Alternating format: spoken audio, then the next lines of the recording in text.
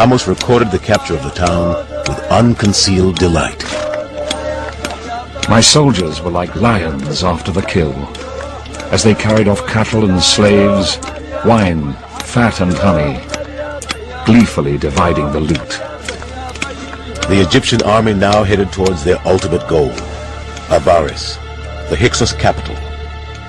Ahmose felt confident that victory is in his grasp. He taunts the king of the Hyksos and shouts to him he's a coward, that he's no good, that he's going to vanquish him.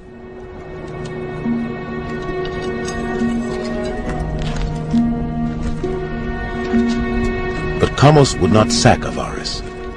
The records do not say what happened to him. But on the verge of expelling the Hyksos from Egypt, Ahmose died.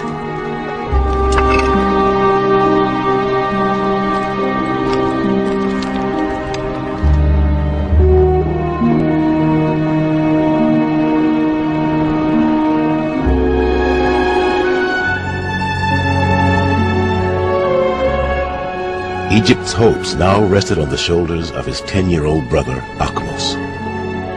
Although his mother had lost both her husband and eldest son to the Hyksos, she now groomed Ahmose to continue the war of liberation they had begun. Ahmose would have been learning the ways of battle, and his mother and courtiers would have been training him to become a great military leader, and he had the example of Ahmose to follow. So he's got to get it right, not only for his own case, but because the nation depends on it. After 10 years of preparation, Ahmose was ready to take on the Hyksos.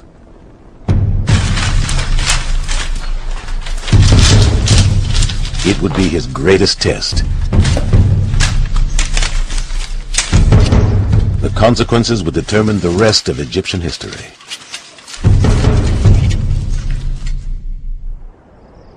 Only one eyewitness account remains of this critical moment. It lies in the tomb of a soldier who fought in Ahmose's army against the Hyksos.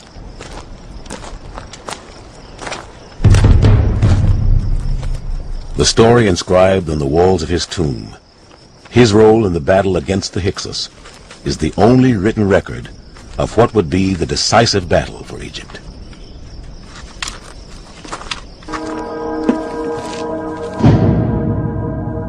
Let me speak to you and tell you the honors I received, how I was decorated with gold.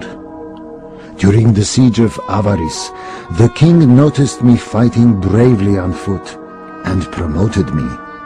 We took Avaris.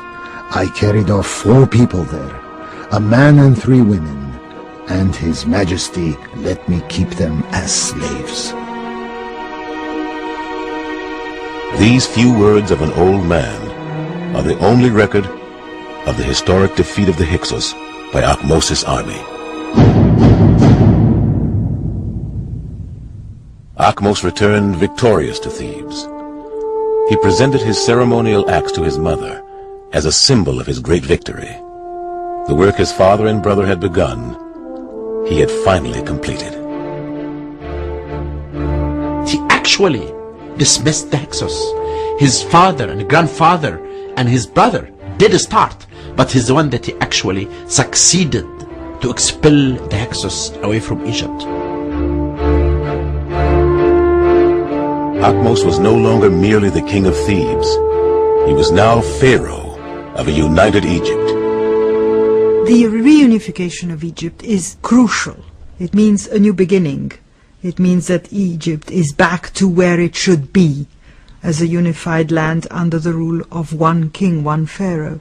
It's a seminal moment. It's a beginning moment. There is sometime around maybe 1520 is the opening act in the new kingdom.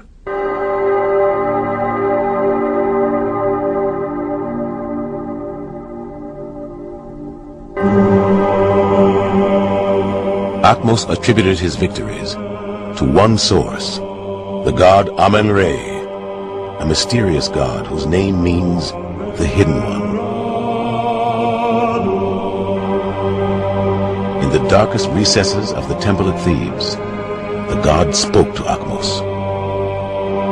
O my son Akhmos, I am thy father.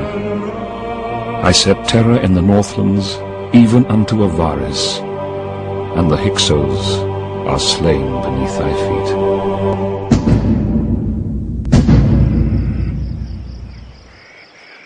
The Egyptians were so in awe of Akhmos' victory over the Hyksos that the pharaoh himself was worshipped as a god.